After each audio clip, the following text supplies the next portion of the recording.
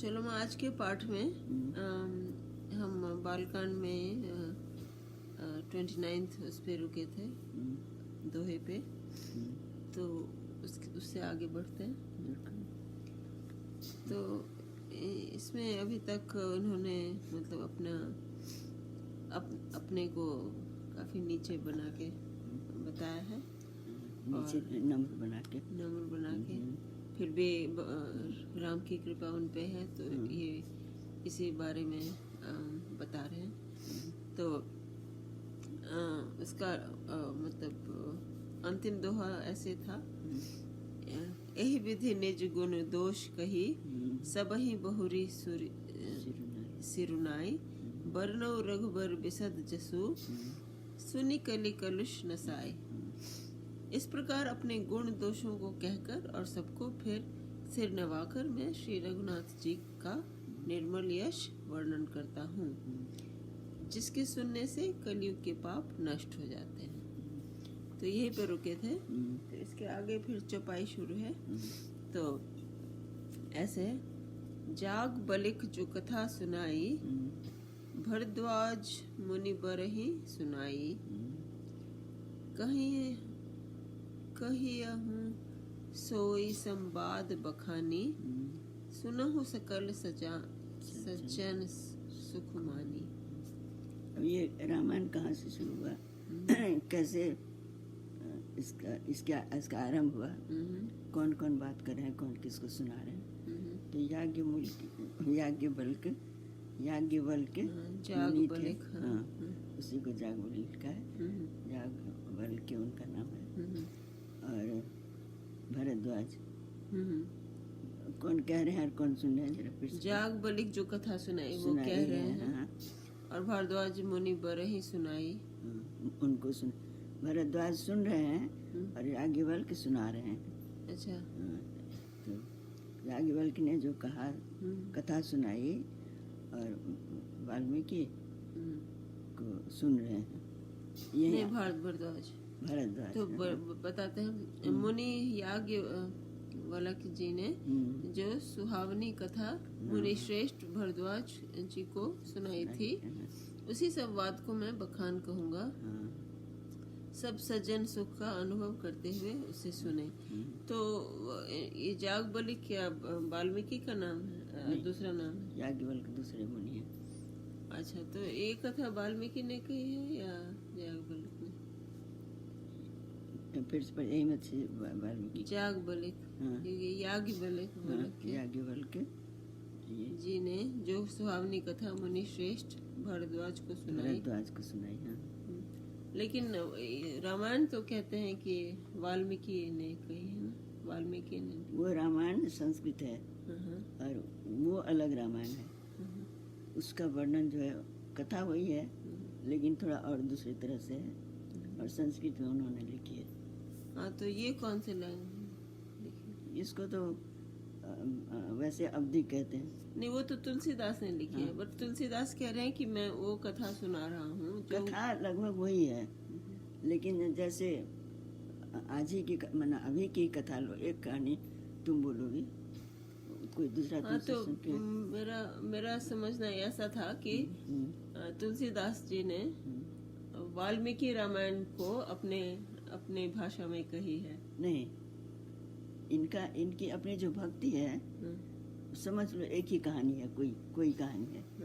तुम अपने मन से उसको जैसे समझ लोगी या अपना भीतर जैसे रखो और उसी को लिखना चाहोगी, हम लिख देते हैं तो हमारे बच्चों को या और लोगों को पता चले, तो वहाँ थोड़ी कहानी वही रहेगी।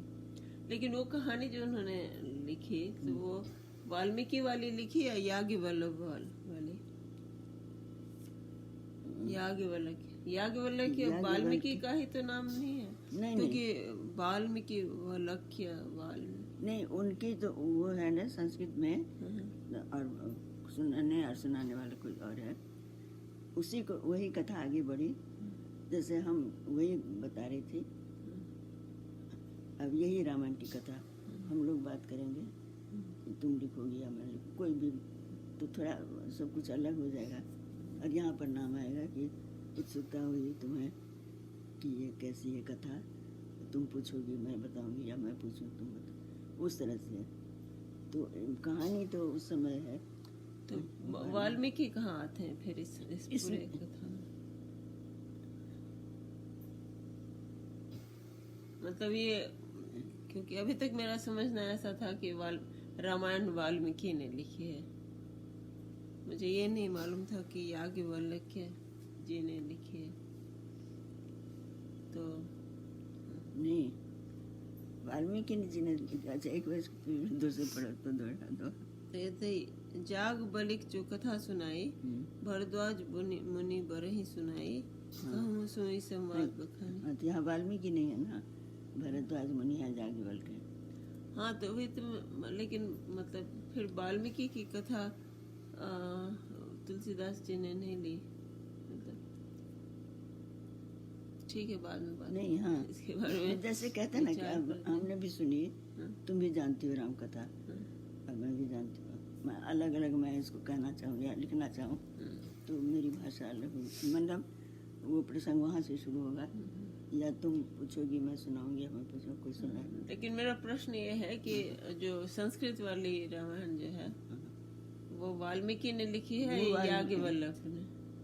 वाल्मीकि ने लिखी है। तो याज्ञवल्क्य ने किस लैंग्वेज में लिखी, किस भाषा में लिखी? ये तो मुझे नहीं मालूम। अच्छा, और किसने, कहाँ से हो सकता है उन्होंने सुनी हो फिर अपनी भाषा में। अच्छा, तो उन्होंने हो सकता है जस्ट सुनाई हो, लिखी नहीं हो। हाँ, अच्छा, तो कह रहे हैं ना सुनाई, तो उनको सुना रहे हैं। यहाँ तो खाली कहने सुनने का है। अच्छा अच्छा, ये जो है प्रसंग, हाँ हाँ, तो एक मुनि दूसरे मुनि से सुन रहे हैं। और वो तो तुलसीदास जी को हाँ। कैसे मालूम हुआ कि वो क्या क्या सुन रहे हैं? हाँ, तो वही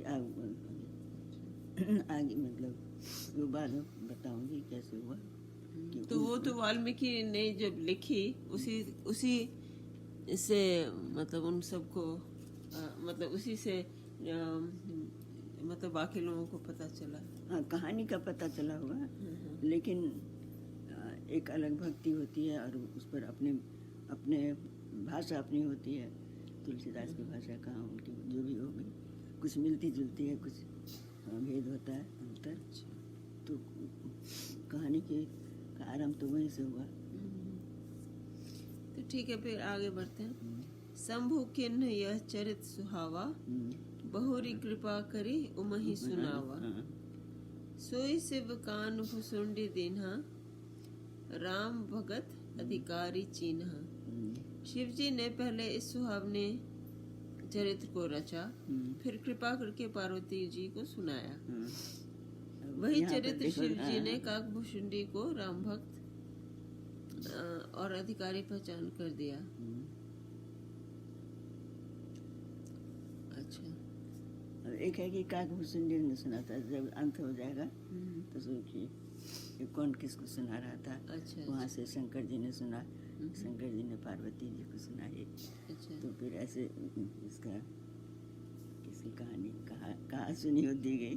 अच्छा, क्या होती है कहीं सुनी।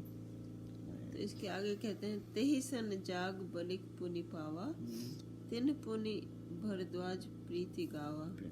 हाँ, वही प्रतिगावा। प्रतिज्ञा कौन सा। ते श्रोता बक्ता समशीला, संबंदर से जाने हरि लीला। अब ये जो इसमें कोई कहने वाले हैं, किसी की जिज्ञासा है तो उन्होंने पूछा, तो फिर सुनने वाले हो गए। याज्ञवल्क्य मुनि हैं, बाकी ये हैं वाल्मीकि हैं। एक कहने वाले हैं, दूसरा सुनने वाले हैं, और दोनों को जो सुन लिया वो तुलसीदास जी से रचने वाले हैं। तो बहुत लोग मिल गए। तो इसके आगे कहते हैं, उन काकभूषुंडी जी ने फिर याज्ञवल्क्य जी ने पाया।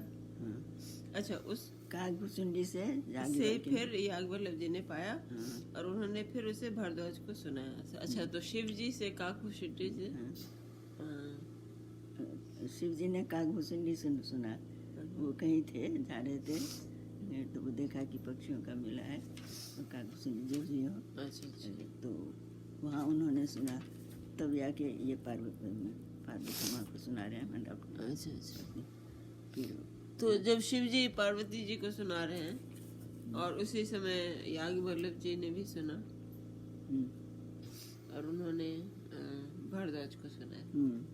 अच्छा, वे दोनों वक्ता और श्रोता याज्ञवल्क्य और भारद्वाज समानशील वाले और समदर्शी हैं और श्री हरि की लीला को जानते हैं।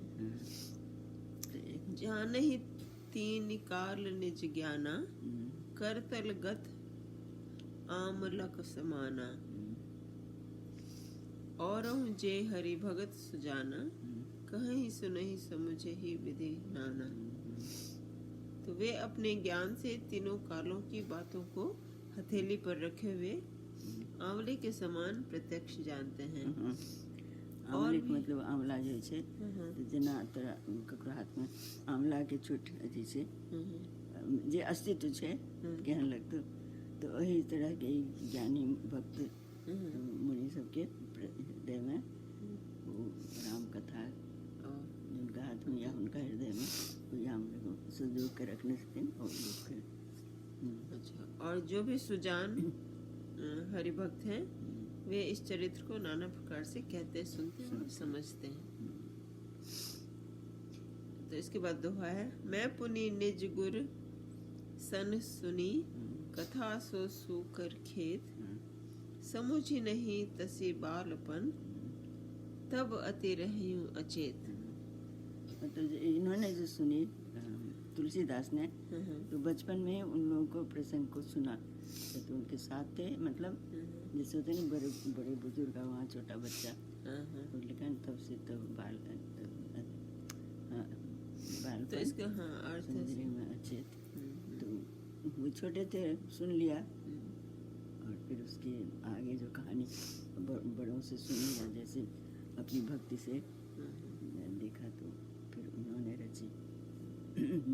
तो कहते हैं फिर वही कथा मैंने वारा क्षेत्र में अपने गुरुजी से सुनी, परंतु उस समय में लड़कपन के कारण बहुत बेसमझ था, इससे उसको उस प्रकार अच्छी तरह से नहीं समझा। उसके बाद कहते हैं श्रोता बक्ता ज्ञान निधि कथा राम के गुण किमि समझो मैं जीव जड़ कलिमल ग्रसित विमूढ़। श्री राम जी की गूढ़ कथा के वक्ता और श्रोता दोनों ज्ञान के खजाने हैं। मैं कलयुग के पापों से ग्रसा हुआ महामूढ़ जड़ जीव भला उसको कैसे समझ सकता था। तो इसके बाद कहते हैं, इसके बाद फिर से चौपाई शुरू है। तदपि कही गुर बारहि बारा समुझ परी कछु मति अनुसारा भाषा बद्ध करबी मैं सोई मोरे मन प्रबोध जी होई। तो सब तुलसीदास जी अपन बात करते हैं गुरु सबसे सुने तो जब छोट रहते तो बहुत बात मैंने गूढ़ बात उनका कुछ समझ में ले लेकिन वर्णन के ना करते जिन्हें समझ में ले तो से की छियारो तो जखन लेकिन उनका मन में एक कथा एक मोटा मोटी जो राम कथा भेले तो से इनका मन में बसल चले ये राम के से कथा केना है इनका जीवन की रहे ते पर एते जिज्ञासा भेले जो तो देखिए तकने ठान ले जे हम पिघाप ते कथा के रचना। अच्छा, तो इसका मतलब ऐसे बताते हैं, मैं तो गुरु जी से जब बार बार कथा कही मैं तो भी गुरु जी ने जब बार बार कथा कही तब बुद्धि के अनुसार कुछ समझ में आई, वही अब मेरे द्वारा भाषा में रची जाएगी जिससे मेरे मन को संतोष हो। तो इसके बाद कहते हैं जस कछु बुद्धि विवेक बल मेरे तस कहूं हिय हरि के प्रेरे निज संदेह मोह भ्रम हरनी करऊं कथा भव सरिता तरनी। जैसा कुछ मुझ में बुद्धि और विवेक का बल है मैं हृदय में हरि की प्रेरणा के उसी के अनुसार कहूँगा। मैं अपने संदेह अज्ञान और भ्रम को हरने वाली कथा रचता हूँ जो संसार रूपी नदी के पार करने के लिए नाव है। तो इसके बाद कहते हैं धुध धुध विश्राम सकल जन रंजनी राम कथा कलि कलुष विभंजनी।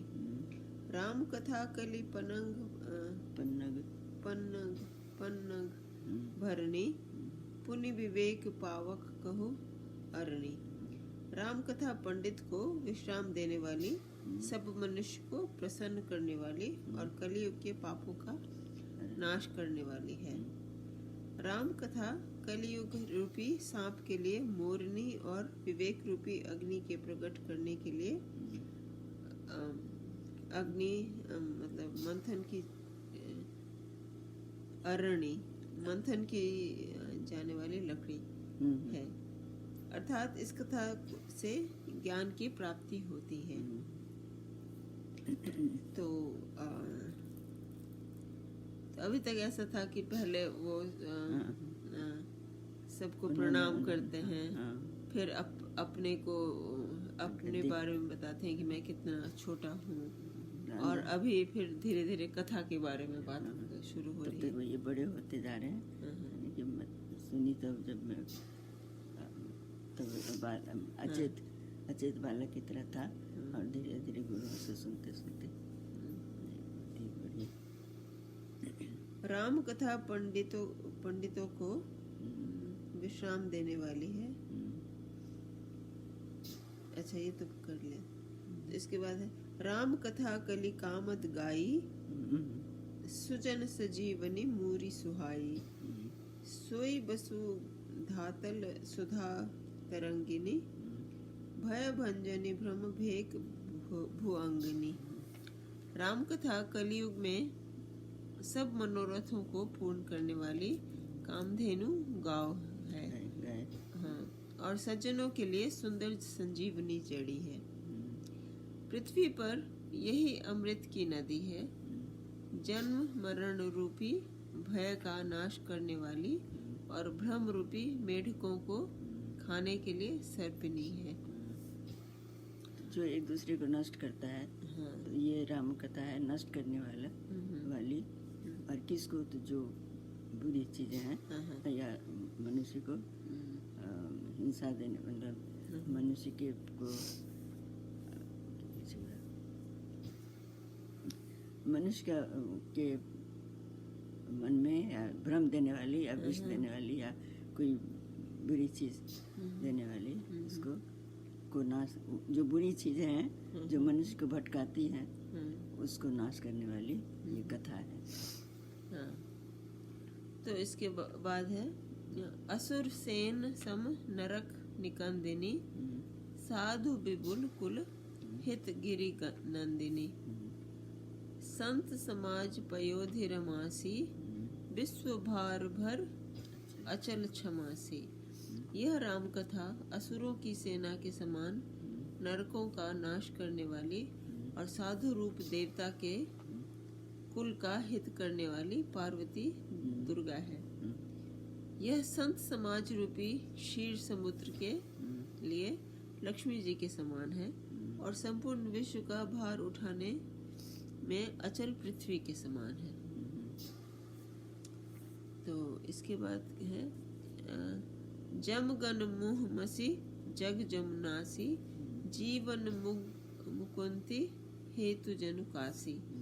राम ही प्रिय पावनी तुलसीसी, तुलसीदास हित हुलसीसी। यमदूतों के मुख पर कालिख लगाने के लिए यह जगत में यमुना जी के समान है और जीवों को मुक्ति देने के लिए मानो काशी ही है। ये रचना यह राम जी को पवित्र तुलसी के समान प्रिय हैं और तुलसीदास के लिए हुलसी तुलसीदास जी की माता के समान हृदय से हित करने वाली है। तो इनकी माँ का नाम था ना तुलसी। हाँ। तो इसके बाद है शिव प्रिय मेकल शैल सुतासी, सकल सिद्धि सुख संपत्ति राशि। सदगुण सुरगण अम्ब अदिति सी, रघुबर भगति प्रेम परिमिति सी। तो कहते हैं यह राम कथा शिव जी को नर्मदा जी के समान प्यारी है। यह सब सिद्धियों की तथा सुख संपत्ति की राशि है। सद्गुण रूपी देवताओं के उत्पन्न और पालन पोषण करने के लिए माता अदिति के समान है। श्री रघुनाथ जी की भक्ति और प्रेम की परम सीमा सी है। तो इसके बाद एक दोहा है, तो वहीं पे समाप्त कर देते हैं आज। तो दोहा ऐसे है, राम कथा मंदाकिनी चित्रकूट चितचारु, तुलसी सुभग स्नेह बना, सिय रघुवीर बिहारू। तो तुलसीदास जी कहते हैं कि राम कथा मंदाकिनी नदी है, सुंदर चित्रकूट है और सुंदर स्नेह ही वन है, जिसमें श्री सीताराम जी विहार करते हैं। तो इन सब अभी तो ऐसा लग रहा है कि मतलब राम कथा कहने से पहले उसका परिचय देने की क्योंकि इससे कितने लोग संबंधित हैं, कैसे कैसे इनका प्रभाव चला। अच्छा, तो इसमें तो ऐसे बताया कि कौन किसको ये कथा सुना रहा था और मतलब ये कथा कितना मतलब आपके मनुष्य के लिए कितना कल्याणकारी है, दुष्टों को कैसे नाश करती है। तो ठीक है, फिर आज यहीं पे समाप्त होता है आज का पाठ। फिर मिलेंगे। नमस्कार।